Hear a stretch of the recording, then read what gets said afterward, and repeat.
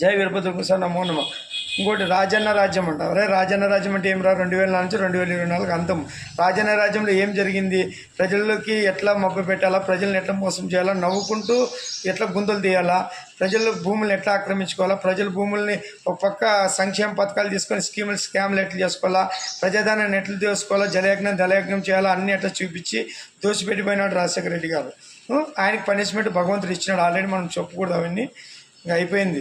తర్వాత మళ్ళీ ఆయన ఎట్లా కొనసాగించినాడో రాజన్న రాజ్యం తెస్తానని చెప్పి ఇప్పుడు ప్రజలు అన్ని వ్యవస్థలు నాశనం చేసినాడు. ఐపీఎస్ ఐఏఎస్లు మొత్తం ఎంప్లాయీస్ని నాశనం చేసిపోయినాడు. మళ్ళీ ఈ వ్యవస్థను ఎట్లా మార్పాలా, ప్రతి ఒక్క వ్యవస్థలో చూసినా అంత అవినీతి, అంత ఇది.